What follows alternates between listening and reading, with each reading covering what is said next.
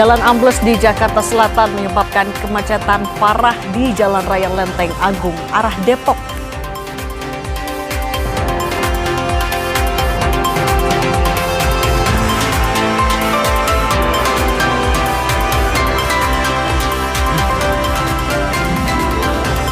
Polres Temanggung terus mendalami penyebab kematian 4 orang dalam satu keluarga.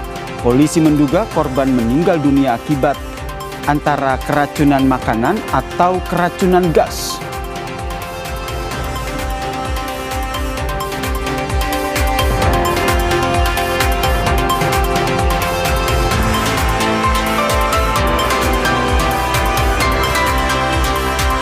Klaim Menteri Perang Amerika Serikat Pete Hegseth yang menyebut Iran akan bertekuk lutut dijawab dengan serangan Garda Revolusi ke pangkalan militer AS di Kuwait. Iran menyatakan masih memiliki kekuatan yang cukup untuk menghadapi Amerika Serikat dan Israel.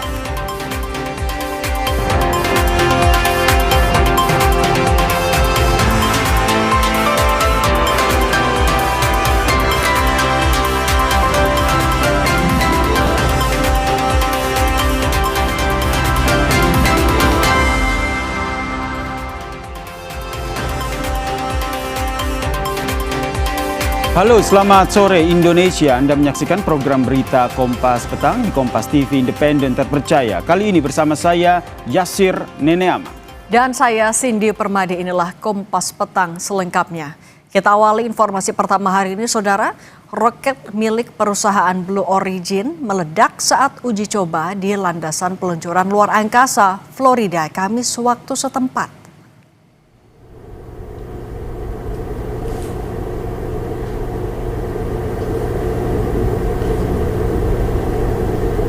Insiden ini terjadi ketika pengujian mesin roket dalam kondisi menyala dan tertambat di darat. Ledakan sempat mengguncang rumah-rumah di sekitarnya. Perusahaan antariksa Blue Origin memastikan tidak ada korban jiwa dalam ledakan ini karena semua personel telah dievakuasi. Perusahaan Blue Origin belum membeberkan penyebab ledakan dari roket New Glenn.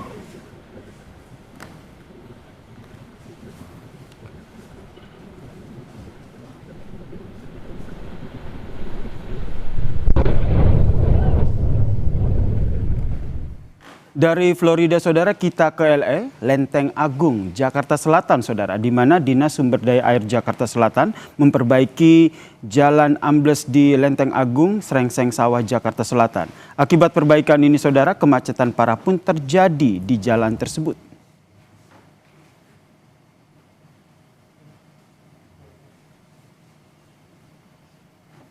Sebuah alat berat terlihat berada di sekitar jalan ambles yang berada di Lenteng Agung, saudara. Imbas jalan ambles ini membuat sebagian ruas jalan tidak dapat dilewati. Jalan ambles dengan kedalaman sekitar 3 meter dan juga panjang sekitar 4 meter.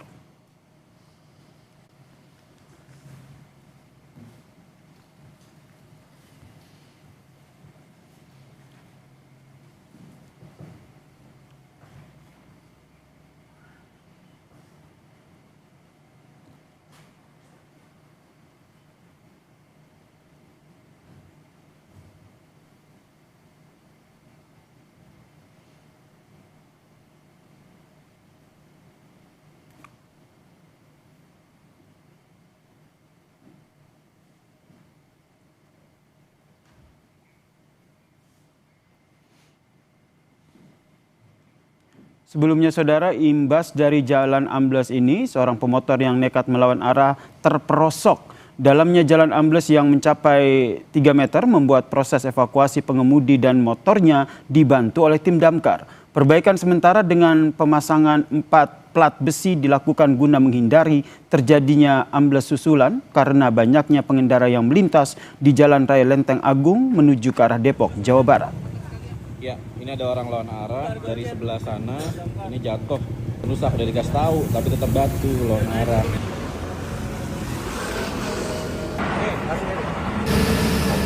Yang mungkin zaman dulu, jadi ada hong, mungkin sudah umur ya. Jadi ini ceritanya ada hong, mungkin itu patah seperti ke atas, turun. Makanya airnya tetap mengalir.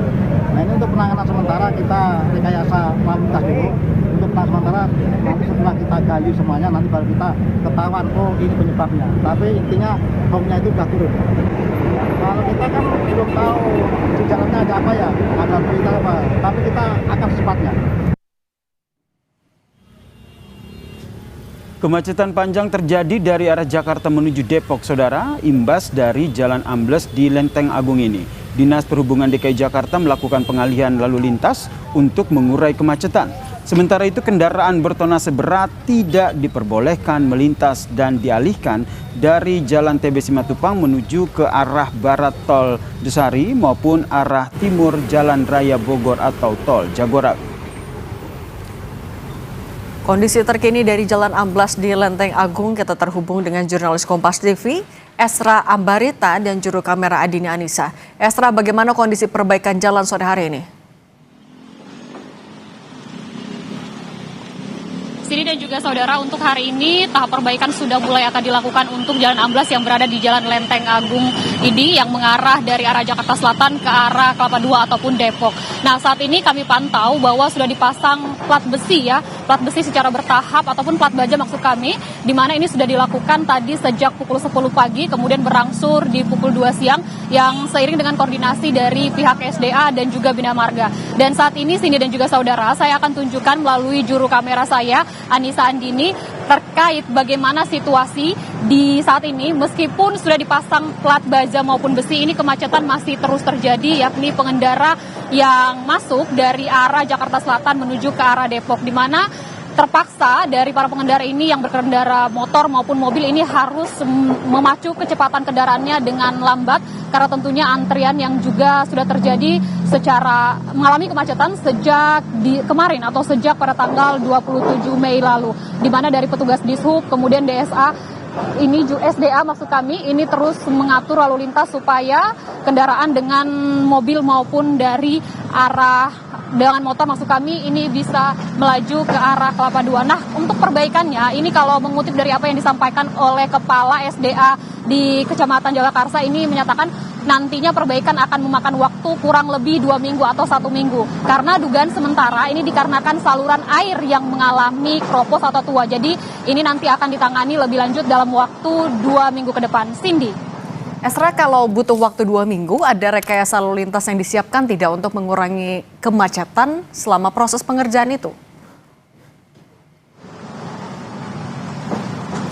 Cindy dan juga saudara, tadi saya sempat berbincang dengan salah satu pihak Dishub yang bilang kalau sebenarnya untuk rekayasa lalu lintas ini sebenarnya akan situasional atau sementara. Karena kalau melihat dengan pemasangan plat baja maupun besi ini untuk kendaraan yang roda 2 atau roda 4 masih bisa melaju namun dengan kecepatan yang terbilang lambat. Tapi untuk yang bermuatan besar, ini tentunya dialihkan dari arah TB Simatupang, ini dialihkan menuju tol dari ke Antasari sehingga tidak diperbolehkan untuk yang bermuatan besar karena ini tentunya akan mengganggu arus lalu lintas jalan yang kita ketahui bahwa kontur tanah ini sebenarnya sudah rapuh, sudah tua sehingga mengharuskan perbaikan dalam waktu dekat yang saya sampaikan sebelumnya yakni kurang lebih dari 1 sampai 2 minggu ke depannya. Cindy.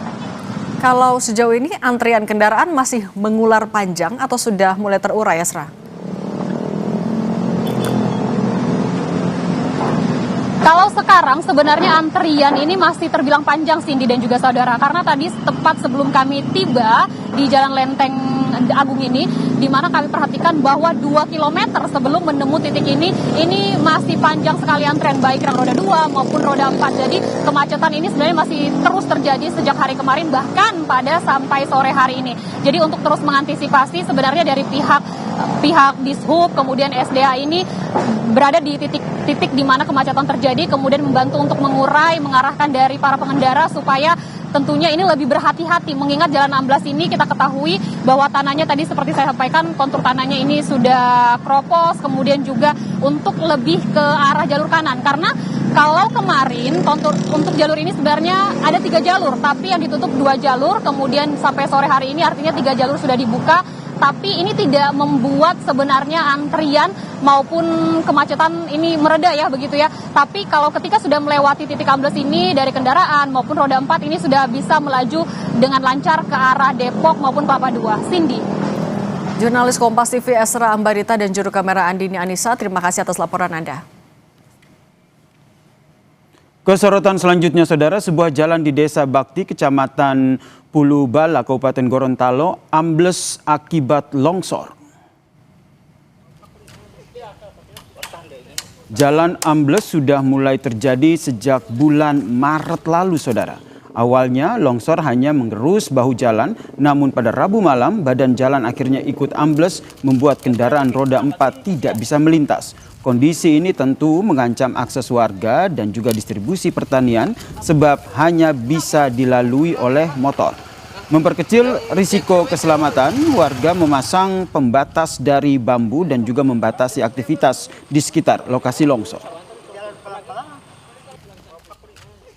Tingginya curah hujan sampai terjadi lagi longsor, sebagian jalan dari sini sudah jatuh. Sekarang masih susah untuk penyaluran hasil pertanian karena dengan putusnya jalan ini, arus jalan ini, masyarakat mesti lewat ke Bongomeme untuk gudang Pulubala. Informasi lain, saudara, polisi masih menyelidiki tewasnya seorang warga negara asing asal Korea Selatan di Kabupaten Bekasi, Jawa Barat. Pasca penemuan korban yang tewas di rumahnya, suasana di sekitar lokasi kejadian lengang. Garis polisi terpasang di bagian depan rumah korban. Dari keterangan karyawan korban tinggal di rumah itu bersama anaknya. Korban berada di Indonesia sekitar 17 tahun.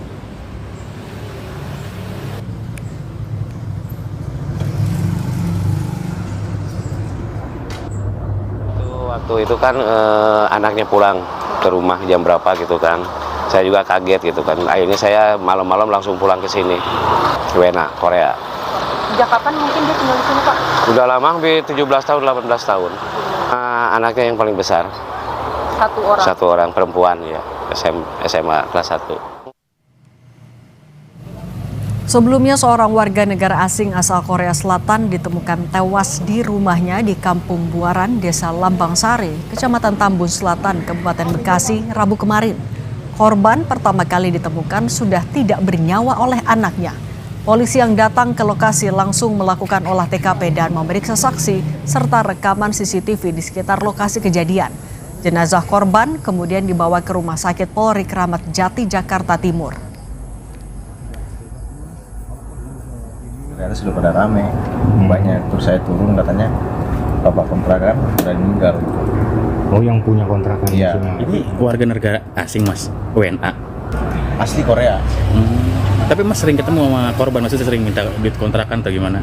Jarang-jarang sih, jarang-jarang. Oh, jarang-jarang ketemu lah, orang jarang keluar juga ya? Usai jeda di Kompas Petang, saudara, kami hadirkan informasi kasus jemaah tidak mendapat tenda di Mina menurut Wamenhaj lantaran ada perbedaan data pada Syarika soal jumlah jemaah yang menempati tenda.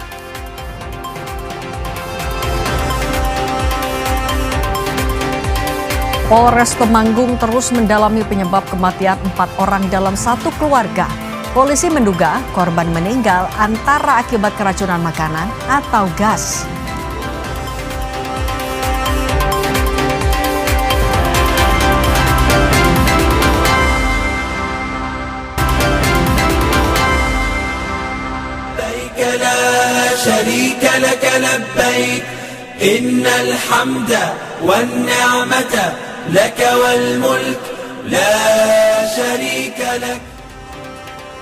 Saudara, Wakil Menteri Haji dan Umroh Daniel Anzar Simanjuntak bilang bahwa masalah jemaah tidak dapat tenda di Mina telah ditangani oleh tim Syarikah atau penyedia layanan yang berada di markas atau pemondokan jemaah di Mina. Wamenhaj mengatakan kasus jemaah tidak mendapat tenda di Mina lantaran ada perbedaan data pada Syarikah terkait dengan jumlah jemaah yang menempati tenda. Kondisi ini juga dipicu penempatan kasur di dalam tenda yang ditumpuk oleh pihak Syarikah sehingga penataan kasur tidak sesuai dengan kapasitas dan ukuran tenda yang terbatas. Meski demikian, saudara, Daniel bilang kejadian ini langsung ditangani dengan cepat oleh petugas haji sehingga semua jemaah bisa mendapatkan haknya selama menjalani ibadah haji di Mina.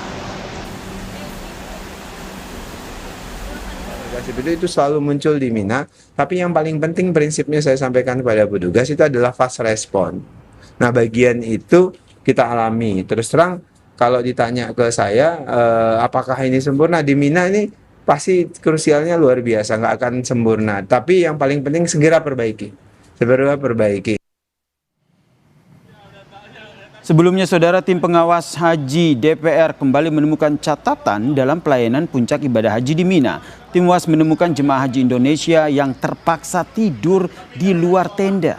Sejumlah jemaah Indonesia, kloter 1 dari KNO Medan, terlantar tanpa mendapat tempat tenda di Mina. Mereka terpaksa tidur di luar tenda dengan kondisi cuaca yang panas. Tidur di luar kasur. Bagian tidak dapat tempat di tenda Mina sampai harus menginap di luar tenda. Ini menjadi sebuah catatan untuk Kemenhad. Ya, berapa isi tenda, berapa besar tenda harus semuanya terisi ke dalam tenda. Ya, ini jamaah haji yang sudah menunggu puluhan tahun ini, ya, harus dilayani dengan sebaik mungkin.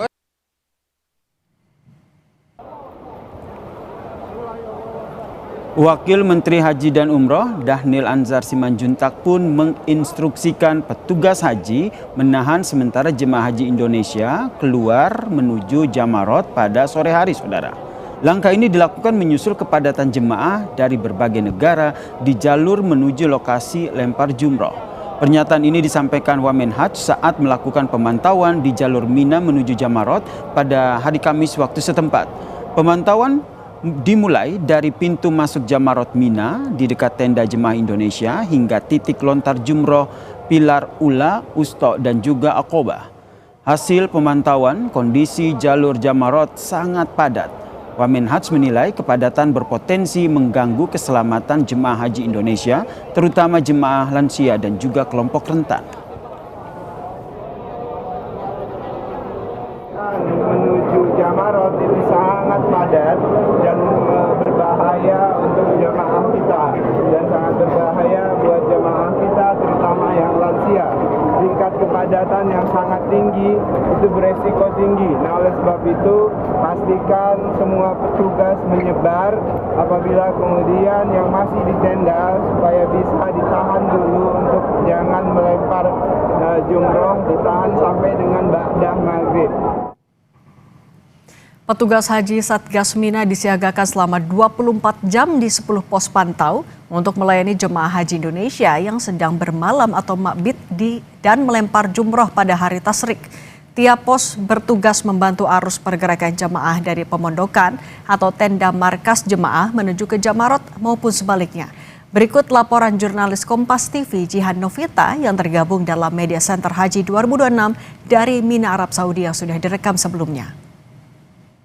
Assalamualaikum warahmatullahi wabarakatuh. Saudara, jutaan jemaah haji dari seluruh penjuru dunia termasuk jemaah haji Indonesia saat ini masih berada di Mina. Rangkaian ibadahnya adalah melakukan atau melempar jumroh di hari tasyrik, yakni tanggal 11, 12, dan 13 Zulhijjah. Jemaah saat ini sedang memadati jalur perlintasan Mina yang akan menuju ke Jamarot, tempat pelemparan jumroh. Nantinya jemaah haji Indonesia akan melempar 3 jumroh, yaitu jumroh Ula, Usto, dan juga Aqobah. Dan ini adalah jemaah-jemaah haji Indonesia yang baru pulang dari lempar jumroh ya, Bu. Wah, semangat Ibu, semangat, sehat ya. Dari mana Bapak? Dari Makassar. Ini dari Bandung, Masya Allah. Sehat-sehat Bapak Ibu.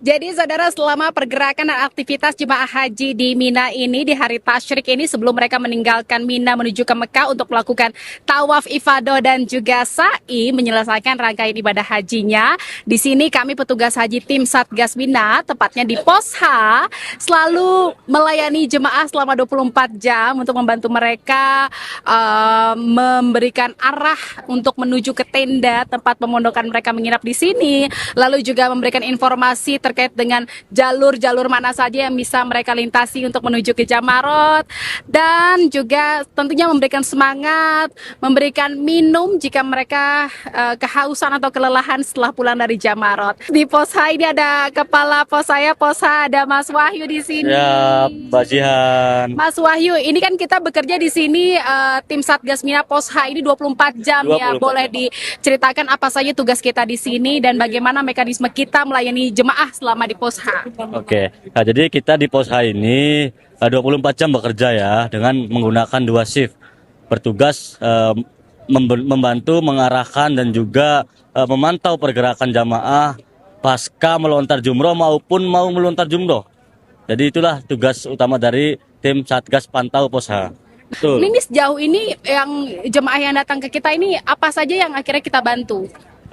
Rata-rata kebanyakan jamaah kelelahan ya pasca melontar jumroh karena jarak tempuh dari tenda menuju Jamarot itu kurang lebih 8 sampai 10 kilo jaraknya, sehingga banyak jemaah kita yang merasa kelelahan ketika pulang dari Jamarot dan juga banyak yang lupa terhadap tenda yang ditempatinya, hingga kita bantu mengarahkan apabila memang itu sudah lansia. Jadi kita kerahkan tim juga untuk mengarahkan langsung ataupun mengawal langsung jamaah tersebut ke tendanya. Kalau boleh dong dikasih lihat ini peralatan-peralatan yang kita siapkan untuk membantu jemaah selama di Posha ini apa aja nih Mas Wahyu? Ya, kita tentu yang paling penting itu kita punya peta ya. Jadi kita punya peta keseluruhan dari markas-markas tim ad hoc yang ada di Mina ini, sehingga kalau jamaah tanya kita ada petanya, kita nggak salah mengarahkan gitu. Peta, lalu juga kita sediakan minum, sediakan buah, ya, sediakan susu juga. Di sini semuanya lengkap. Kadang-kadang jasa pijat juga kita ada. Termasuk saya juga loh yang pijat jemaah gitu ya. Memang kelelahan pasti, apalagi untuk jemaah-jemaah yang sudah berusia lanjut di sini membantu jemaah ya dengan ikhlas tentunya. Alhamdulillah dengan ikhlas siap melayani 24 jam. Terima kasih Mas Wahyu. Saudara, itulah tadi tugas-tugas apa saja yang dilakukan oleh tim Satgas Mina tepatnya di Posha Mina. Semoga saja jemaah haji bisa menjalankan rangkaian ibadahnya secara lancar, secara aman, secara nyaman, dan tentunya juga secara khusyuk gitu ya untuk menjalankan segala rangkaian ibadahnya. Jihan Novita, Kompas TV, Mina, Arab Saudi.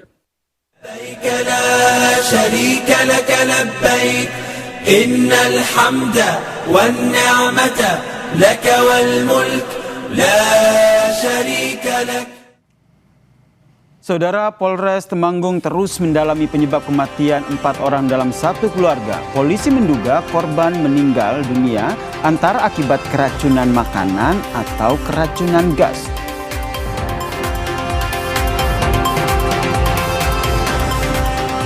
Militer Israel mengintensifkan serangan udara di beberapa titik krusial jalur Gaza di Camp Al-Shati. Bom menghantam area pemukiman padat penduduk yang mengakibatkan kerusakan parah pada infrastruktur sipil.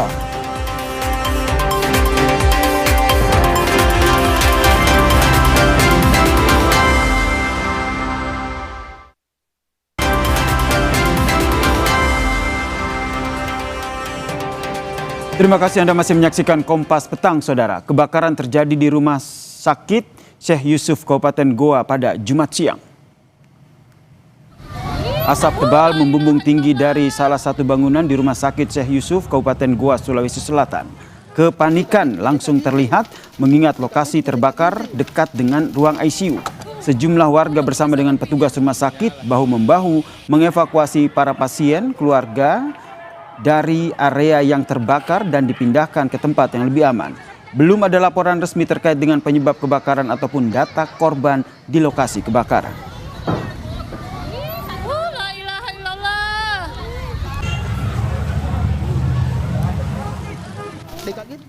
Saudara, seorang remaja perempuan yang hilang terseret arus sejak tanggal 23 Mei akhirnya ditemukan tim SAR Gabungan Minahasa, Sulawesi Utara.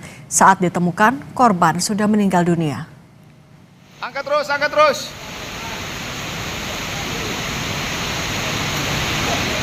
Taruh sini dulu, taruh sini dulu. Peristiwa memilukan menimpa seorang anak perempuan bernama Quintania Makal yang hanyut di sungai air terjun Paris, Desa Kayui, Minahasa. Setelah pencarian intensif dilakukan selama 6 hari, tim SAR gabungan akhirnya menemukan jasad anak berusia umur 10 tahun ini. Posisi korban ditemukan sejauh 4 km dari titik awal kejadian. Proses evakuasi guys dari jurang. Bahwa hari ini hari ke-6 pencarian operasi SAR atas nama Quintania Makal telah berhasil ditemukan oleh tim SAR gabungan pada pukul 13.15 waktu Indonesia Tengah dengan jarak 4 km dari lokasi jatuh korban. Saudara, pasca satu keluarga ditemukan meninggal dunia di tenda camping, Polres Temanggung terus mendalami penyebab kematian keempat korban. Dugaan sementara, korban meninggal dunia diduga keracunan makanan atau gas.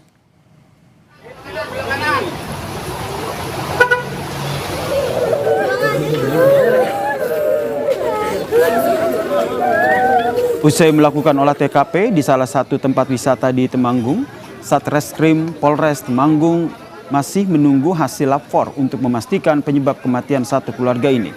Untuk dugaan keracunan gas, menurut polisi, hal itu diperkuat dengan temuan kompor portable di teras tenda. Kemungkinan asap dari memasak tersebut masuk dan terperangkap di tenda sehingga terhirup para korban.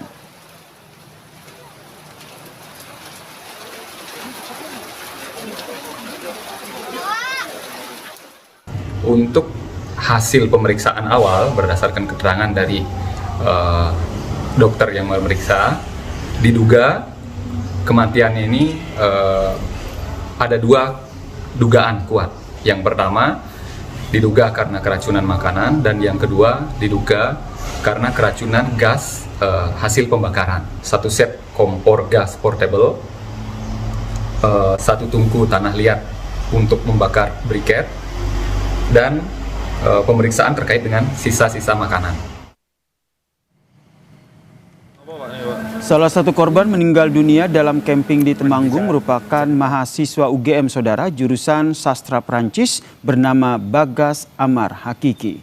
Dekan Fakultas Ilmu Budaya Setiadi mengaku terkejut dengan kabar meninggalnya Bagas. Menurutnya saat kejadian itu masih dalam musim liburan. Bagas sendiri dikenal aktif dan menjadi ketua unit fotografi di UGM. Berbagai prestasi juga sempat diraih oleh Bagas di sejumlah ajang lomba.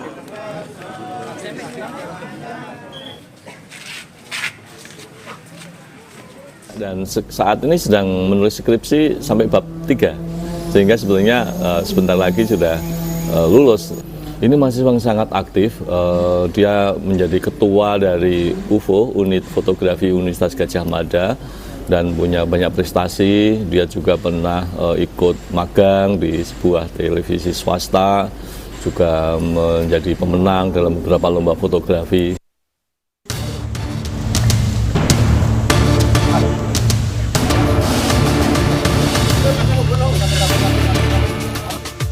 Misteri kematian 4 anggota keluarga asal Ambarawa, Kabupaten Semarang yang ditemukan tewas di dalam tenda glamping safari kawasan wisata alam Posong, Temanggung, Jawa Tengah mulai menemukan titik terang. Berdasarkan hasil penyelidikan sementara, polisi menduga keempat korban mengalami keracunan dari gas portable yang digunakan untuk memasak atau keracunan makanan yang dimasak di depan tenda tempat menginap. Meski begitu, polisi tak menemukan bekas sisa makanan yang dimuntahkan. Satu set kompor gas portable yang digunakan untuk masak barbeque tersebut itu tepat berada di mulut tenda atau teras tenda. Nah, diduga kemungkinan ketika gas hasil pembakaran ini, mungkin itu adalah CO, karbon monoksida, ini naik, kemungkinan ada yang masuk ke dalam tenda. Dengan gas atau asap tersebut masih terperangkap di dalam tenda, ditutuplah dengan rapat pintu dan ventilasi yang ada di kanan dan kiri. Itulah dimungkinkan yang dihirup secara terus-menerus oleh korban hingga menyebabkan meninggal. Kesedihan tak hanya dirasakan keluarga korban. Teman semasa SMA korban bernama Bagus Amar Hakiki juga mengaku sangat terpukul mendengar kabar duka tersebut. Ia tak menyangka teman yang dikenal baik dan akrab itu pergi untuk selamanya dalam perjalanan camping bersama keluarganya. Kayak nggak pernah punya musuh sama SMA, kayak ya ngayomi teman-teman nih lah. Jadi makanya banyak teman-teman SMA yang nanti datang juga buat mengantar Bagus ke rumah lah. Meski sejauh ini polisi masih menduga keempat korban meninggal akibat keracunan gas atau makanan, hasil lab-4 berupa uji sampel serta olah TKP akan menjawab teka-teki penyebab satu keluarga meregang nyawa di dalam tenda glamping. Tim Liputan Kompas TV.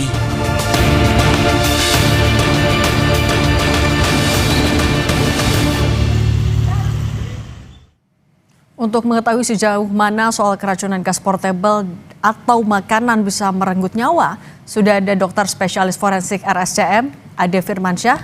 Dokter Ade, selamat petang. Selamat petang. Dokter, tapi ketika penyebab kematian kan masih dikerucutkan menjadi dua, keracunan gas atau keracunan makanan. Memang ketika ada korban yang meninggal dunia akibat keracunan makanan atau gas, ada kemiripankah ketika diotopsi? Ya, terima kasih. Jadi pada setiap kasus keracunan ini kita melihat tanda-tandanya dari luar itu memiliki tanda-tanda yang mirip ya. Mulai dari pertama kita bisa menemukan tanda-tanda perbendungan, lalu juga kita bisa menemukan tanda-tanda pelebaran pembuluh darah, baik di pembuluh darah di kelopak mata ataupun di bagian lainnya.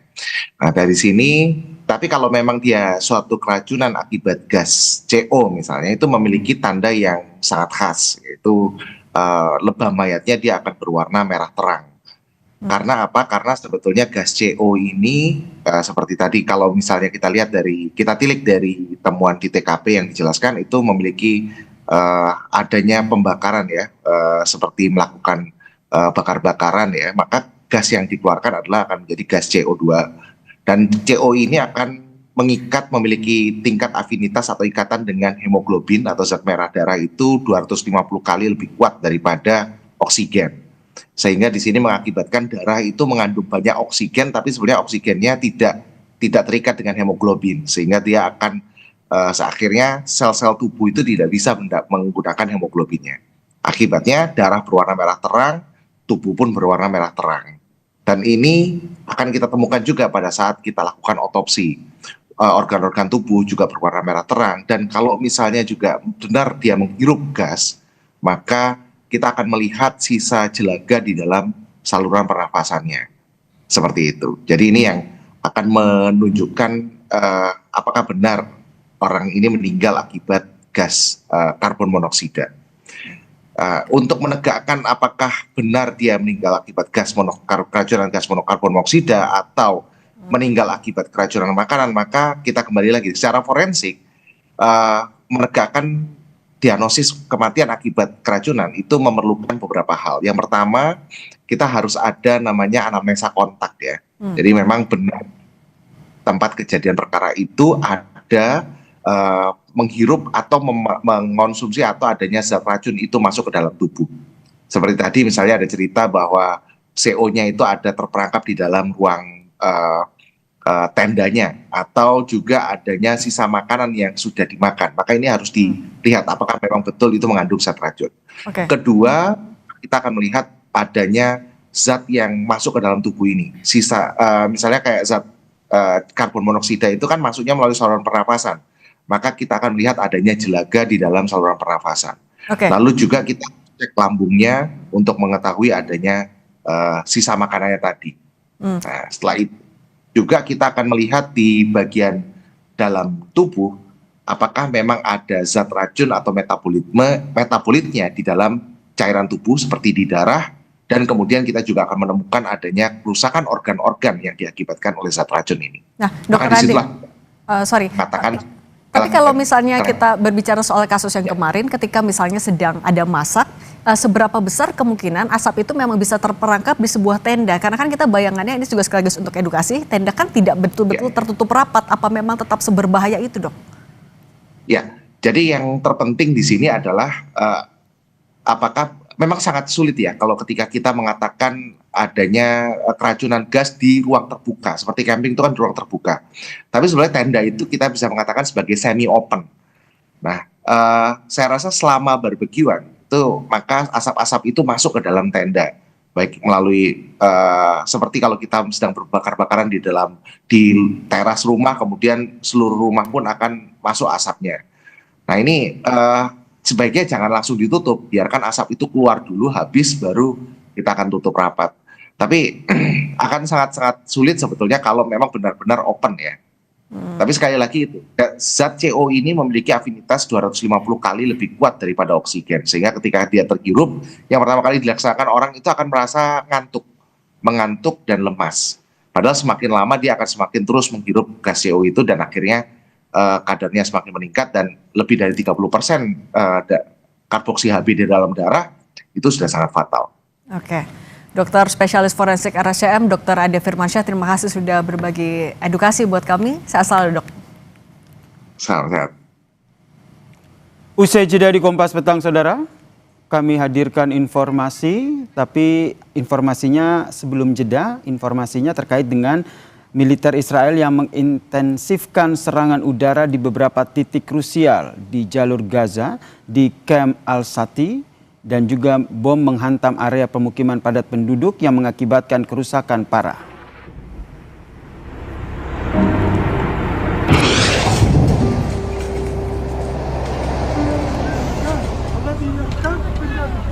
Situasi di jalur Gaza kembali membara, Saudara, setelah rentetan serangan udara Israel yang menghantam kawasan Deir al-Balah, Khan Younis, dan juga kamp pengungsi di Al-Shati. Dikutip dari Al Jazeera, insiden ini menghancurkan sejumlah rumah warga dan menewaskan sedikitnya 3 personel polisi setempat. Sementara itu, Saudara, serangan terpisah di wilayah selatan dan juga tengah menyasar fasilitas keamanan dan menewaskan petugas polisi yang sedang bertugas.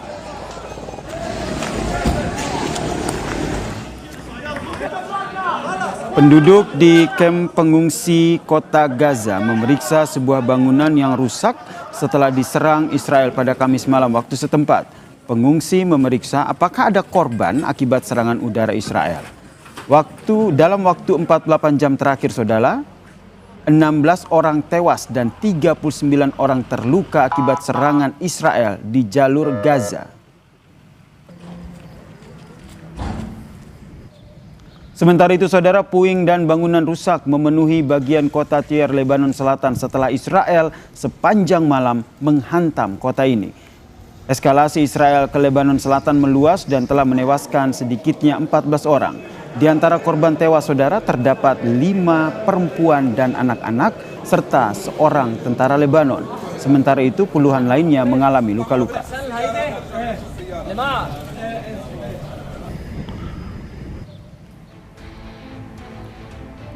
Milisi Hizbullah yang didukung Iran tidak tinggal diam menghadapi tekanan militer Israel.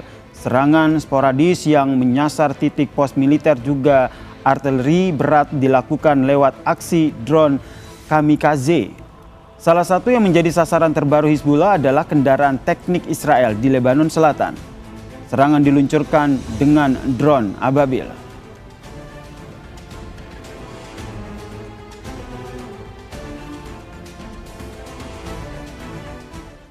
Tetap bersama kami, Saudara. Usai jeda kami hadirkan informasi Iran menyatakan masih memiliki kekuatan yang cukup untuk menghadapi Amerika Serikat dan Israel dan menolak bertekuk lutut menyerah kepada Amerika Serikat.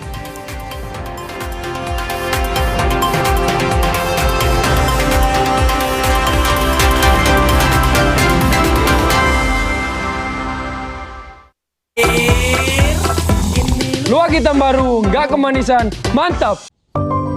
Le Mineral ada segelnya, jadi aman dari debu. Le Mineral tuh lebih seger, kayak ada manis-manisnya gitu. Kayak kamu. Le Mineral. Tuh, tiap hari minta biskuit. Aku percayanya Roma Kelapa. Ada vitamin B, E, dan kalsium. Gurih manisnya asli kelapa. Nutrisinya pasti. Kalau enaknya? Terbukti. Pasti Roma Kelapa. Le Mineral ada segelnya, jadi aman dari debu. Le Mineral tuh lebih seger, kayak ada manis-manisnya gitu. Kayak kamu. Le Mineral. Kompas Malam, setiap hari pada jam-jam berikut. Dunia terus berputar. Begitu banyak hal yang berakhir, namun banyak juga yang kembali dalam bentuk baru, memberi harapan baru. Seperti botol plastikmu yang dapat menjadi barang baru lagi melalui gerakan ekonomi sirkular nasional Le Mineral.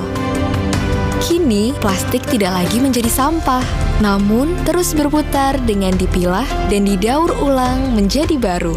Semua bisa mengambil peran penting dalam perputaran itu dari hulu ke hilir. Mulai dari kamu yang memilah sampah dari rumah, pemulung yang mengumpulkannya, hingga pekerja pabrik yang mendaur ulang. Bersama gerakan ekonomi sirkular nasional Le Mineral, mari jadikan botol plastikmu jadi baru lagi.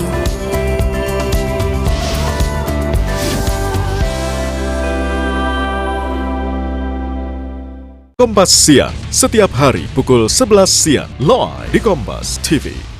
Berasal dari air pegunungan murni dan kat, berat amat iklannya, yang ringan aja lah.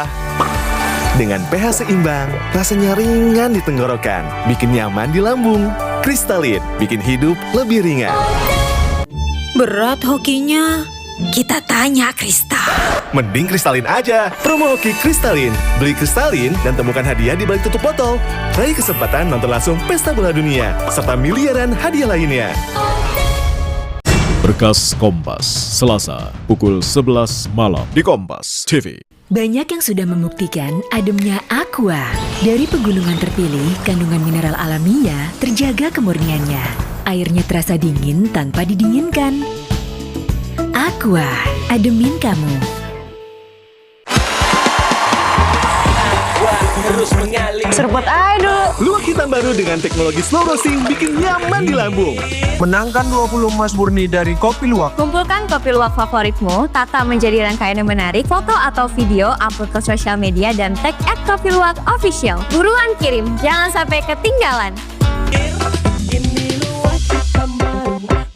Luwak hitam baru. Ngeri mantapnya. Gak kemanisan. Mantap. Luwak hitam baru. Gak kemanisan. Mantap.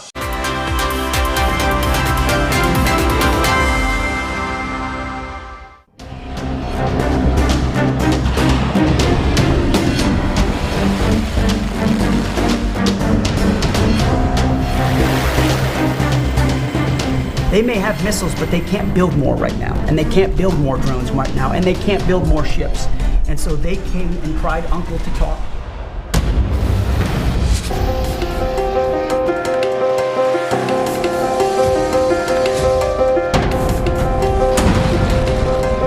به نظرم باید در استخدام کلمات دقت کرد. ما به دنبال اخذ عوارض نیست.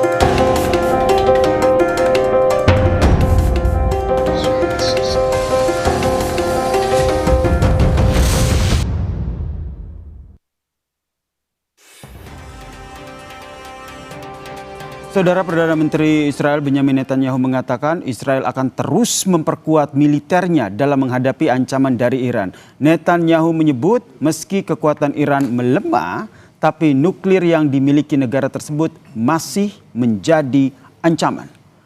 Netanyahu juga mengatakan Israel juga fokus menghadapi ancaman perang drone. Israel mengakui kekuatan drone Shahed 149 milik Iran menjadi salah satu yang harus diwaspadai.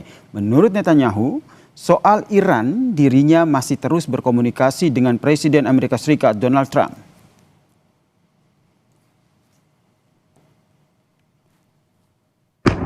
אין בזה שום ספק שאנחנו יוצאים מהמערכה הזאת ככוח החזק ביותר במזרח התיכון, ומעולם לא היינו חזקים יותר, אבל עדיין יש לנו קודם כל את המשטר האיראני המוכה, איום הגרעין עדיין שם. אני רק רוצה להגיד לכם, עכשיו אנחנו עדיין צריכים להשלים את המלאכה. ואני מדבר עם הנשיא טראמפ על זה מדי יום, כמעט כל יומיים. יש לנו מלאכה להשלים. אין לי שום ספק שאנחנו גם כאן נהיה המדינה הראשונה בעולם שבאמת מביאה פתרון גם לגבולות וגם לתוך ישראל, גם לתוך תל אביב, גם לתוך הבית שלנו. They can't build build more right now, and they can't build more drones right now, and they can't build more ships. And so they came and cried uncle to talk.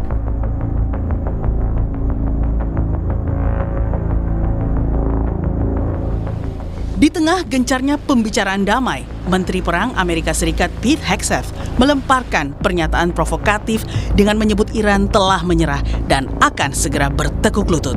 Dalam rapat kabinet di Washington DC Rabu waktu setempat, Hegseth bilang Teheran sudah tidak bisa lagi mengembangkan drone tempur, sementara seluruh armada angkatan lautnya juga diklaim sudah dihancurkan. Dalam proses negosiasi, Amerika Serikat menegaskan akan memastikan Iran tidak akan pernah memiliki senjata nuklir. I'm going to bring them to their knees, and so whether it's their Navy that's at the bottom of the Persian Gulf, their Air Force, their air defenses, or their defense industrial base, they may have missiles, but they can't build more right now, and they can't build more drones right now, and they can't build more ships. And so they came and cried uncle to talk, which Steve and Jared and the Vice President and others are doing so ably. Menolak kalah, Iran justru semakin unjuk gigi dan memperlihatkan taring militernya. Dalam pidato yang dibacakan penyiar TV Iran, pemimpin tertinggi Iran, Mojtaba Khamenei, secara tegas menyatakan musuh negara sedang mencoba menciptakan perpecahan dan fragmentasi sosial untuk menutupi kegagalan mereka di medan perang militer. طرح و نقشه کور دشمن پس از جنگ تحمیلی و فشار اقتصادی و محاصره تبلیغاتی و سیاسی، ایجاد تفرقه و تجزیه اجتماعی برای جبران شکست‌های میدان نظامی. Klaim sepihak Amerika Serikat juga dihantam oleh fakta kesiapan alutsista Teheran. Iran tercatat masih memiliki sejumlah kekuatan militer mematikan yang siaga di garis depan. Pada lini udara dan serangan jarak jauh, Iran dipersenjatai oleh rudal balistik seri Fatah.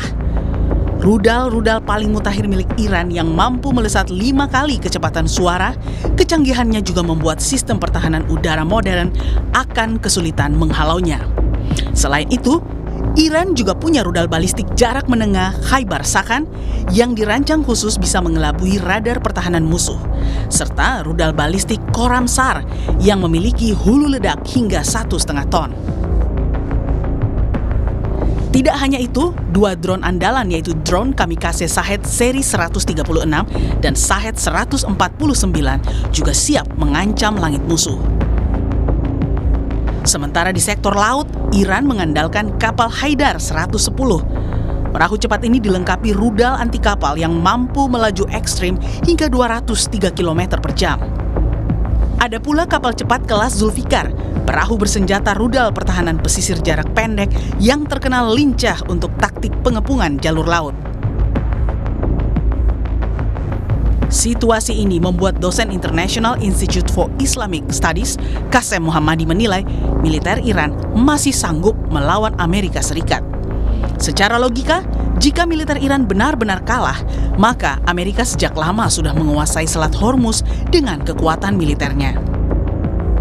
Iran itu tidak ada Armenia, kalau tidak ada kekuatannya lagi, kenapa kamu tidak bisa membuka Selat Hormuz itu? Kalau Navy itu sudah habis, kenapa kamu tidak berusaha untuk untuk mengembalikan kondisinya Selat Hormuz sebagai yang berada di sebelum perang itu? Karena mereka tahu bahwa mereka tidak bisa menang di perang ini dan kekalahan yang mereka dapat luar biasa oleh. Tidak hanya kekuatan militer, warga sipil Iran juga ikut menunjukkan taji Iran belum pudar. Di berbagai kota besar, jutaan warga turun ke jalan untuk memberikan dukungan penuh kepada militer Iran. Aksi massa ini menjadi simbol perlawanan keras terhadap tekanan Amerika Serikat dan Israel.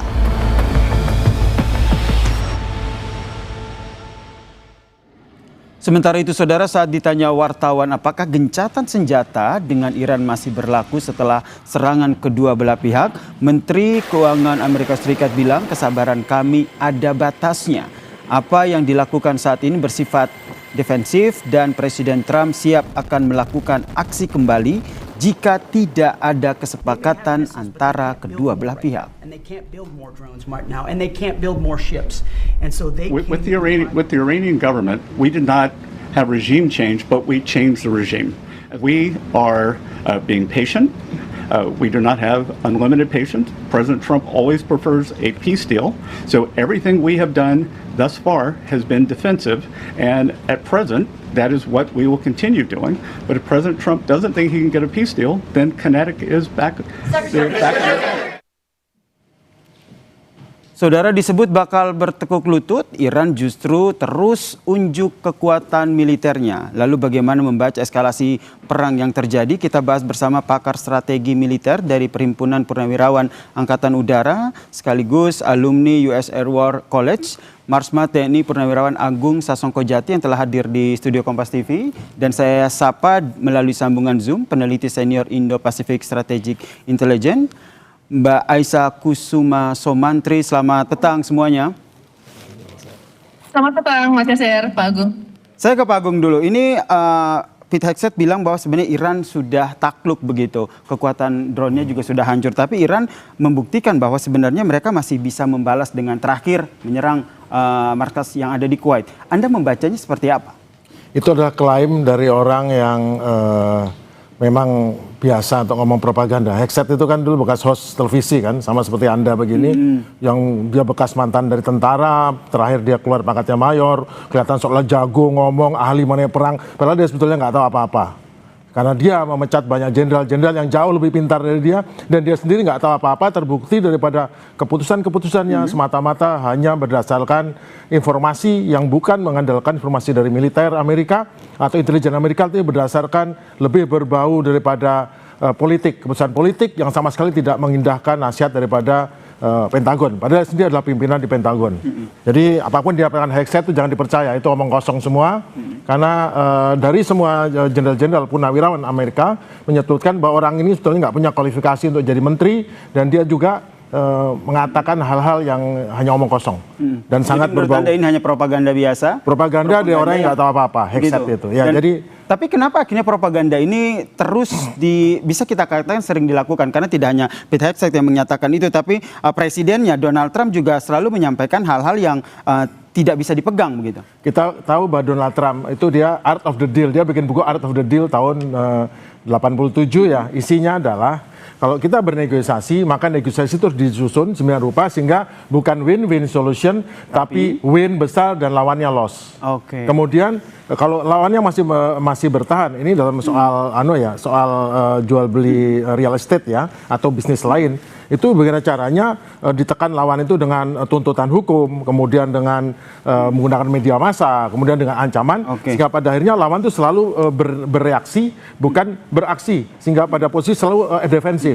Apa yang dikerjakan oleh Trump dan oleh pembantu-pembantunya seperti si Hegseth ini adalah gerakan yang persis seperti buku Art of the Deal-nya Donald Trump, yaitu menekan, menginjak, memaksa, dan tujuannya adalah lawan mengikuti apa yang saya maui, bukan apa yang dia maui. Dan kali ini ketemu batunya, karena yang ditemukan adalah Iran yang sama sekali mungkin sudah mempelajari buku itu dan langsung membuat counter daripada apa yang dilakukan, sehingga itu mentah dan tidak bisa sukses seperti apa yang dilakukan oleh Donald Trump. Berarti karakternya ini nggak mempan sama Iran ya, begitu ya?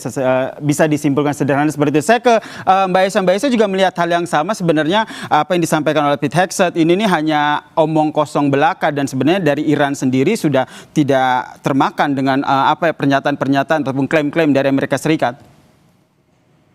Ya, kira-kira kita juga harus melihat nih pola ke belakang bahwa memang ada perpecahan juga dari Amerika Serikat. Sudah berkali-kali sebenarnya dari J.D. Vance sendiri, wakil presiden Amerika Serikat, ini mencurigai bahwa memang ada manipulasi data yang diberikan oleh Pete Hegseth kepada Donald Trump gitu. Karena apa yang kemudian dikatakan oleh Hegseth kepada Donald Trump itu hanya sesuatu yang terdengar bagus saja gitu ya terkait peperangan ini. Jadi sebenarnya ada loop dan echo chamber of information yang mengelilingi presiden. Sementara itu ketika presiden di-feed in informasi seperti itu, dia akan berbicara di terus sosialnya dia, lalu kemudian akan berbicara ke publik, sehingga kemudian informasi yang beredar gitu ya di Amerika Serikat ini pada akhirnya itu menyokong kemudian kemenangan Amerika Serikat.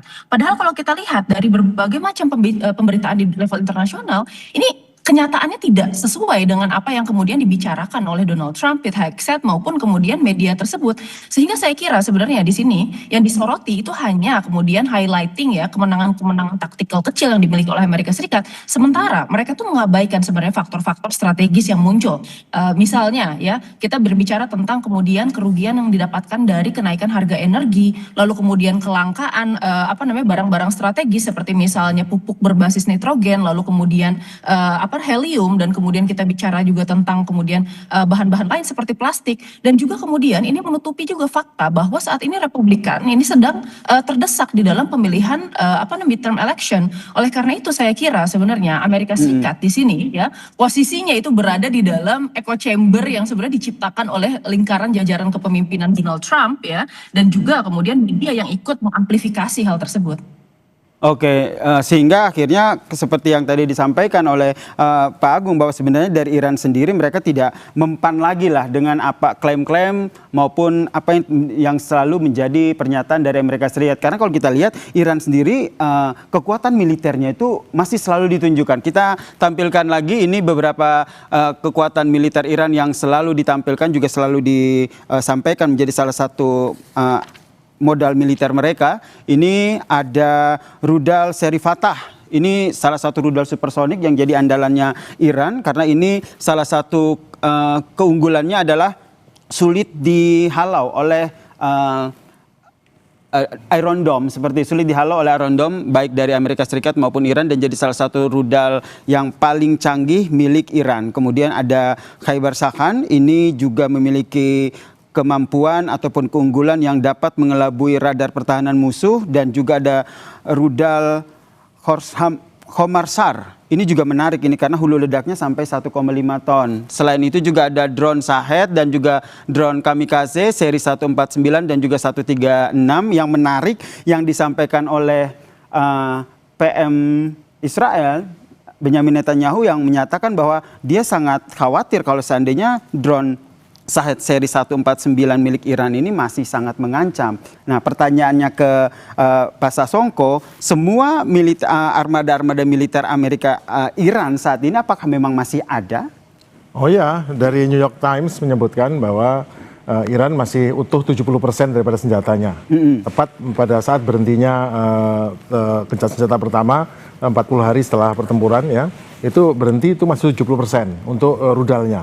Untuk drone-nya dalam jangka waktu, jadi selama perang itu juga selalu berjalan. Ingat, drone Shahed 136, 149, dan 158 adalah drone yang dibuat Iran dengan tujuan ekspor semula. Pada tahun lalu saja, Iran mengekspor dalam setahun 55.000 drone Shahed 136. 55.000? Iya, artinya dengan tidak kesulitan, Iran nambah 10.000, 15.000 dalam waktu 2 bulan ini, mungkin dia sudah nambah kembali, utuh lagi kembali cadangan mengenai drone-nya. Karena bagaimana mereka mengerjakan? Karena mereka udah punya sistem, yaitu pembuatan seperti pembuatan mobil. Karena dia udah industrial level, berarti dia punya body daripada drone, kemudian dia punya mesin, dia punya bahan bakar, dia punya autopilot, dengan punya cablingnya, kabel ya. Kemudian ditambah dengan warhead, dia tinggal plug, pasang, kemudian nyalakan mesin, coba siap dipakai. Jadi udah betul-betul seperti nyetak mobil. Dan kalau kita lihat seperti pabrik perakitan mobil di Kerawang ataupun di sekitar Jakarta, itu sehari bisa seperti itu persis. Dan ini lebih sederhana.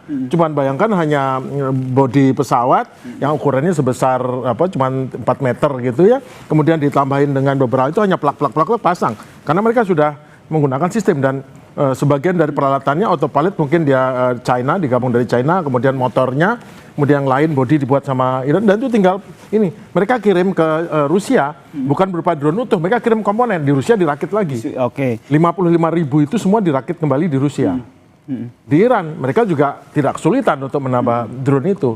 Jadi yang paling penting adalah seperti rudal tadi, rudal Fatah, kecepatan bukan 5 kali, itu 13 kali kecepatan suara. Wow. Amerika sendiri yang sekarang mencoba membuat hypersonic missile atau rudal hypersonic, itu hanya bisa mencapai 5 kali kecepatan suara dan gagal, belum sukses. Baru buat 7 prototipe dan itu pun belum sukses, belum bisa dioperasikan. Yang dia bilang hebat, kenapa? Karena masalah pengembangan di Amerika punya sistem yang demikian rumit yang membuat mereka susah. Sehingga Anda meyakini bahwa 70% kekuatan militer Iran yang masih ada ini termasuk drone-drone andalan Iran. Yang menyebutkan adalah New York Times dari ya? internal intelijen Amerika menyebutkan seperti itu. Untuk mengingatkan bahwa Iran itu siap untuk membalas. Jadi, tapi kan perang itu bukan soal senjata ya. Ngukurnya perang itu menang atau enggak. Saya nggak bisa bilang Iran menang, Amerika menang dua-duanya. Kita ngukurnya diplomasi, informasi militer. Diplomasi, Amerika babak belur. Temennya berkurang, kesulitan lah, udah kita udah tahu ya. Informasional, Amerika apa lebih kuat dari dulu, dia lebih lemah. Iran jauh lebih kuat, kita lebih kenal Iran. Saya nggak tahu Iran secara detail, sekarang tahu betul. Kemudian secara militer, ya Amerika tetap yang terkuat di dunia, tetapi kekuatan ini tidak bisa berdaya karena implikasi dampak dari kekuatan militer digunakan sama juga menusuk dirinya sendiri, akan harga minyak naik, akan jadi masalah besar, jadi nggak bisa digunakan stalemate lah, dan dia dibalas. Dan terakhir adalah ekonomi, nggak berdaya, yang megang 20% minyak dunia dan gas dunia itu Iran. Artinya apa Amerika menang? Jelas enggak. Apa Iran kalah? Jelas enggak. Apa Iran lebih unggul? Ya, Amerika lebih unggul? Enggak deh kayaknya. Karena secara militer pun dia mau nyerang pun sekarang nyerangnya seadanya, bolak-balik, balasan. Sehingga akhirnya Amerika Serikat akhirnya berpikir dua kali kira-kira strategi apa yang dilakukan untuk menaklukkan Iran. Tidak hanya melakukan strategi militer, tapi ada strategi propaganda. Karena yang terbaru yang disampaikan oleh Mojtaba adalah khawatir dengan strategi perpecahan sosial yang dilakukan oleh Amerika Serikat. Mbak Aisyah membacanya seperti apa nih strategi yang dilakukan Amerika Serikat agar bisa menang dari perang? Tapi kita jangan dijawab dulu, kita lanjutkan perbincangan kita usai jeda. Tetaplah bersama kami di Kompas Petang.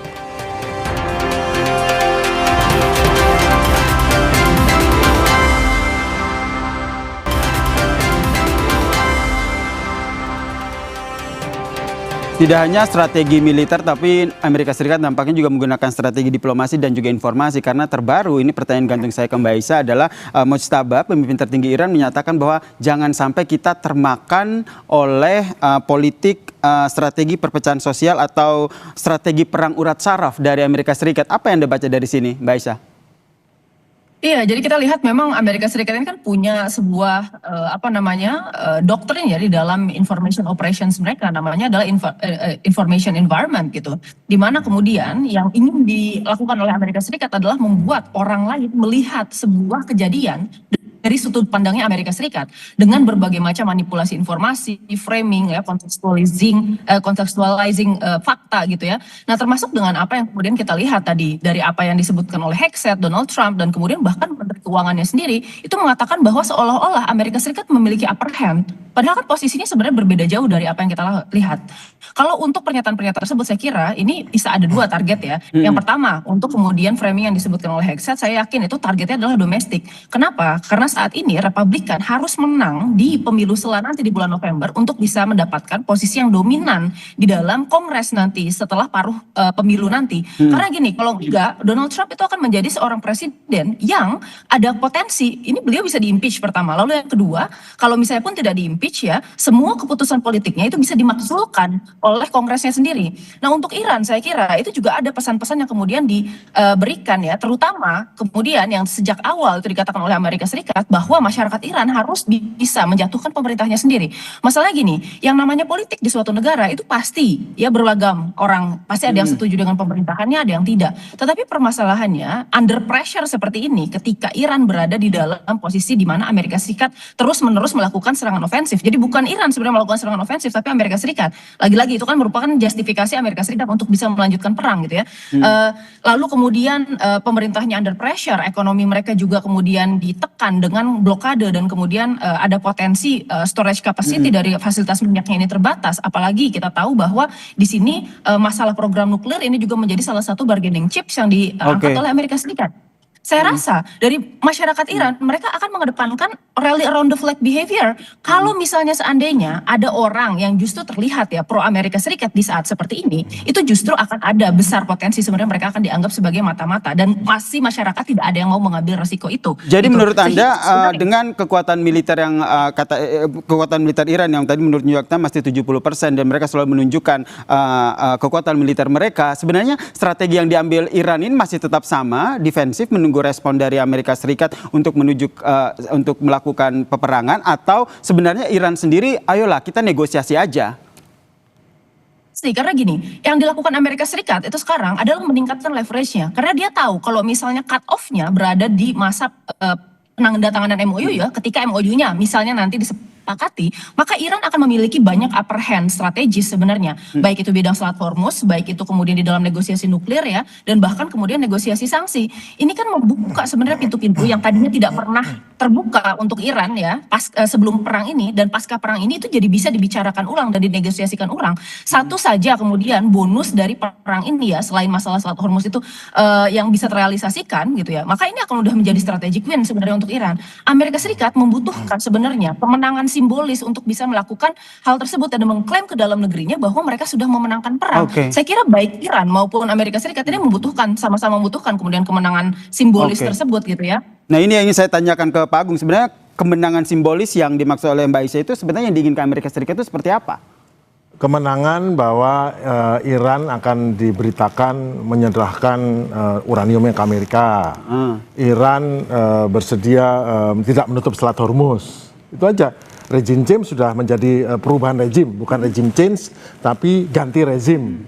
Atau bukan ganti rezim, tapi perubahan rezim, karena ada yang mati segala macam. Tapi intinya bisa diolah oleh Amerika, diolah oleh Trump, Donald Trump, sehingga kelihatan bahwa Amerika mendapatkan gain lebih atau hasil lebih daripada ini. Padahal sesungguhnya mereka tidak dapat apa-apa dan menjadi lebih berkurang posisinya. Dari tanggal 27 Februari di mana Iran itu tidak ada megang apapun di Selat Hormuz, sekarang jadi megang Selat Hormuz dan minta lebih dari banyak karena ternyata penutupan Selat Hormuz adalah senjata nuklir ekonomi. Jadi sekarang kita lihat tadi ya, diplomasi, informasi, militer, ekonomi, instrument of national power Iran diadu dengan instrument of national power Amerika. Ternyata setelah diplomasi Iran sekarang dengan Selat Hormuz dia memiliki senjata geopolitik yang membuat Amerika tertekan di luar negeri dan tertekan di dalam negeri. Dan juga sekaligus senjata geoekonomi yang mana membuat Amerika sekutunya tertekan di luar negeri dan di dalam negeri tertekan juga ekonominya. Dan juga geoinformasional. Kenapa? Secara informasi Iran sekarang menjadi kenal orang, menjadi citranya naik, Amerika menjadi citranya rontok dan tidak menjadi lebih baik dari dahulu. Dan sekarang untuk militer membuat orang tidak sanksi apakah Amerika betul-betul menguasai dunia dengan militernya, sanggup mencegah. Nyatanya dia sangat sanggup melawan Iran yang dengan senjata yang lebih ini, karena sungguhnya Amerika dengan segala macam kehebatannya, dengan segala macam kapal induk dan segala macam yang hebat-hebat itu dia masih bertempur di abad yang lalu. Iran dengan semua senjatanya yang tanpa awak ini itu sudah bertempur di era sekarang. Jadi ada dua, harusnya Amerika udah loncat ke sistem yang baru, tetapi mereka belum siap untuk itu karena memang tidak mudah merubah sistem kapitalis industri pertahanan Amerika untuk dari yang sekarang berubah menjadi modern sekali. Lain dengan negara tertekan atau negara yang dipaksa dalam berperang seperti Iran, Rusia, dan China yang selalu fleksibel dengan segera mengubah sistem atau doktrin perangnya ke arah yang memang bisa mengcounter hegemoni utama dunia yaitu Amerika. Sehingga kalau kita lihat ini tidak hanya perang militer yang terjadi antara Amerika Serikat, Israel dan juga Iran, tapi yang juga menarik adalah soal data intelijen ini, kekuatan intelijen ini. Kalau dari Mbak Aisyah sendiri melihat sebenarnya kalau dari data intelijen Amerika Serikat, Israel dibandingkan dengan Iran, ini siapa yang paling kuat? Ya, mungkin saya menambahkan sedikit yang tadi ya. Boleh. Dari Pak Agung sebelum saya menjawab pertanyaannya. Karena begini, yang cukup menarik ini adalah sebenarnya Iran ini sudah berusaha untuk kemudian mengedepankan negosiasi. Karena apa? Meskipun Iran melakukan retaliasi itu tetap terkontrol. Jadi sebenarnya Iran di sini dia ingin melakukan negosiasi karena apa? Karena dia sudah punya bargaining position di posisi ini. Berbeda dengan Amerika Serikat yang dia ingin terus menaikkan leverage. Karena kalau dia menarik garis cut off di sini dan kemudian dia pada akhirnya harus menjalani pemilu dengan kondisi seperti ini, maka kemudian dukungan-dukungan khususnya dari hawkish Amerika Serikat itu akan mundur semua kepada Donald Trump gitu.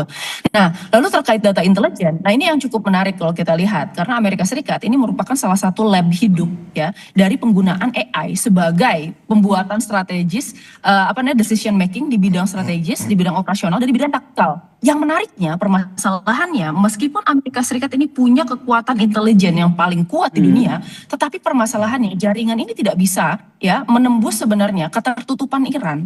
Karena kita tahu bahwa sebenarnya ada human intelligence yang diplanting ke sana, ada kemudian agen-agen CIA dan kemudian ada agen dari pasukan Kurdi yang kemudian masuk ke sana gitu ya. Dan ini sebenarnya sudah disiapkan berbulan-bulan sebelum perang untuk bisa ya preparing war, khususnya untuk menyebarkan informasi-informasi dan keinginan masyarakat untuk topple down the government government. Tapi masalahnya ini tidak berhasil. Karena apa? Government-nya resilience ya. Dia kemudian kontra-intelijennya juga kuat. Dan kita lihat di sini permasalahan utamanya dengan penggunaan AI tadi, Iran ini sebenarnya ini kan melakukan misalnya procurement senjata itu rata-rata dari dalam negeri. Sehingga kemudian blackout data AI-nya, dia tidak bisa menakar sebenarnya kemampuan apa dan langkah apa yang akan diambil oleh Iran karena data-data yang seharusnya dipakai untuk generating model data dari AI itu juga tidak bisa kemudian mengidentifikasi seperti apa sih kemudian karakteristik Jadi Iran. walaupun punya Oleh karena miliki itu, data sejak AI awal yang perang, canggih banyak Amerika sekali Serikat ini, miskalkulasi. walaupun punya miliki data AI yang canggih, namun nampaknya tidak bisa menembus pertahanan atau menembus Iran ya. Kita nantikan eskalasi akan seperti apa nih perang antara Amerika Serikat, Israel dan juga Iran yang masih tengah terjadi.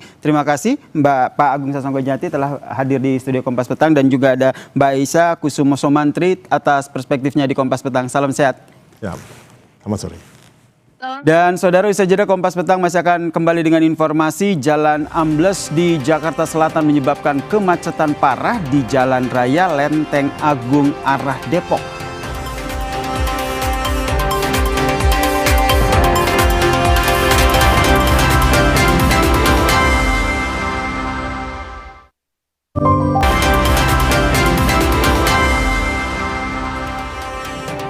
Saudara, Dinas Sumber Daya Air Jakarta Selatan memperbaiki jalan ambles di Lenteng Agung Srengseng Sawah, Jakarta Selatan. Akibat perbaikan, kemacetan parah terjadi di Jalan Raya Lenteng Agung arah Depok. Sebuah alat berat terlihat berada di sekitar jalan ambles yang berada di Lenteng Agung. Imbas jalan ambles membuat sebagian ruas jalan tak dapat dilewati. Jalan ambles dengan kedalaman sekitar 3 meter dan panjang sekitar 4 meter.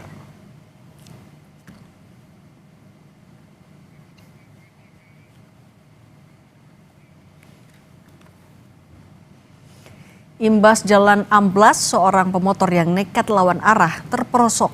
Dalamnya jalan ambles yang mencapai 2 meter membuat proses evakuasi pengemudi dan motornya dibantu tim damkar.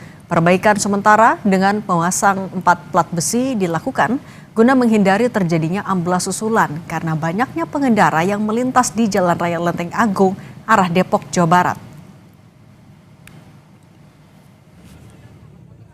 Ya, ini ada orang lawan arah dari sebelah sana, ini jatuh. Yang mungkin zaman dulu, jadi ada hong, mungkin sudah umur ya. Jadi ini ceritanya ada hong, mungkin itu patah sepertiga atas turun, makanya airnya tetap mengalir. Nah ini untuk penanganan sementara kita rekayasa lalu lintas dulu. Untuk penanganan sementara nanti setelah kita gali semuanya nanti baru kita ketahuan oh ini penyebabnya. Tapi intinya hongnya itu sudah turun. Kalau kita kan belum tahu di jalannya ada apa ya, ada berita apa, tapi kita akan secepatnya.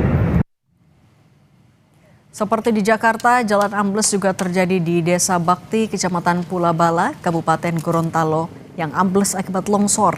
Awalnya longsor hanya menggerus bahu jalan. Namun pada Rabu malam, badan jalan akhirnya ikut ambles membuat kendaraan roda 4 tak bisa melintas. Kondisi ini mengancam akses warga dan distribusi pertanian sebab jalan hanya bisa dilalui motor.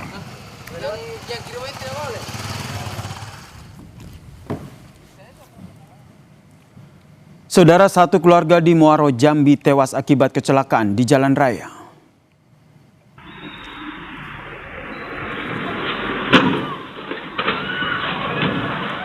Rekaman kamera pengawas memperlihatkan sebuah mobil melaju dari arah Sungai Gelam dengan sebuah truk berada tepat di belakangnya. Mobil berbelok ke kanan dan pada saat bersamaan sepeda motor yang ditumpangi satu keluarga melaju dari arah berlawanan. Truk tidak sempat menghindar dan menabrak para korban. Suami istri tewas di tempat, sementara sang anak yang berusia 4 tahun meninggal saat menjalani perawatan medis di rumah sakit. Polisi langsung mendalami kasus kecelakaan ini.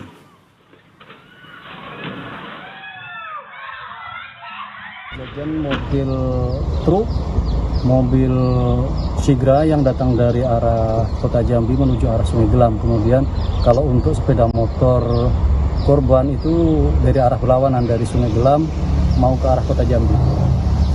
Jadi 2 yang meninggal di tempat ya Pak? 2 meninggal di tempat, 1 di rumah sakit. Saudara, roket milik perusahaan Blue Origin meledak saat uji coba di landasan peluncuran luar angkasa Florida Kamis waktu setempat.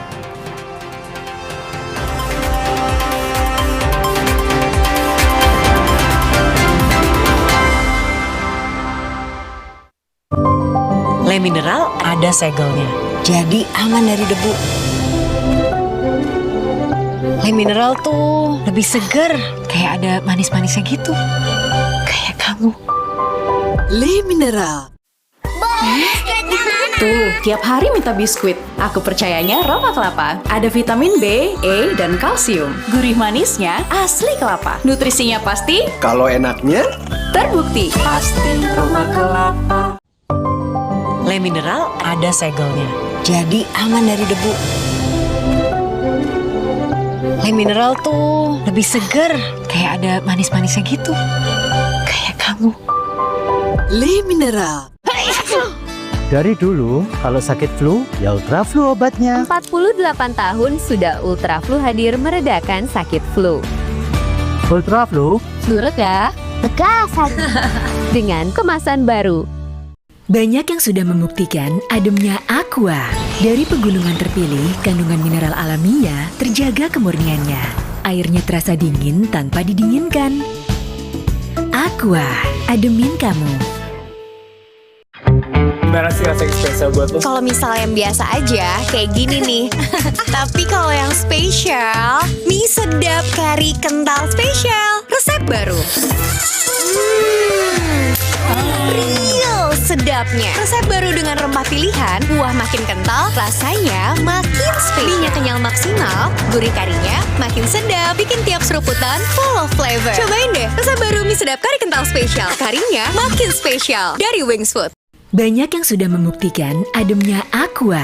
Dari pegunungan terpilih, kandungan mineral alamiah terjaga kemurniannya.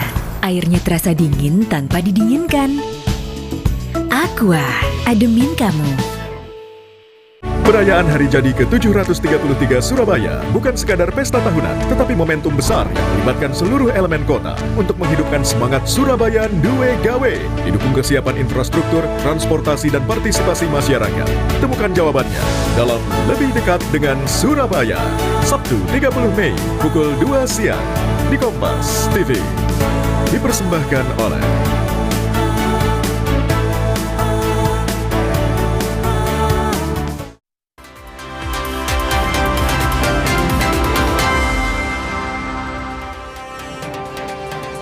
Saudara istri mendiang Yaakob Utama, perintis Kompas Gramedia, Maria Bernadette Latifah Utama, dimakamkan di TPU Tanah Kusir siang ini. Wakil Presiden Gibran Rakabuming dan sejumlah tokoh sempat menghadiri misa pelepasan sebelum almarhumah dimakamkan. Wapres Gibran mengucapkan bela sungkawa kepada keluarga dan memberikan penghormatan terakhir kepada mendiang Maria Bernadette Latifah Utama yang tutup usia pada Selasa tanggal 26 Mei dalam usia 91 tahun. Usai misa pelepasan, mendiang Maria Bernadette Latifah Utama dibawa menuju peristirahatan terakhir di TPU Tanah Kusir, Jakarta.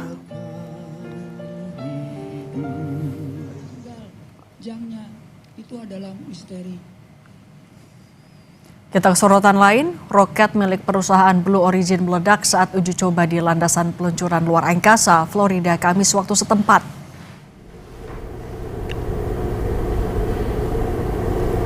Insiden ini terjadi ketika pengujian mesin roket dalam kondisi menyala dan tertambat di darat. Ledakan sempat mengguncang rumah-rumah di sekitarnya. Perusahaan antariksa Blue Origin memastikan tidak ada korban jiwa dalam ledakan karena semua personel telah dievakuasi. Perusahaan Blue Origin belum membeberkan penyebab ledakan dari roket New Glenn.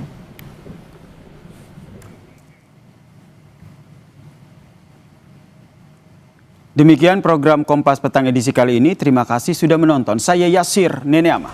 Dan saya Cindy Permadi, tetap bersama kami. Usai jeda Sapa Indonesia Malam akan hadir bersama Friska Clarissa dan Tifal Solesa. Terima kasih, sampai jumpa.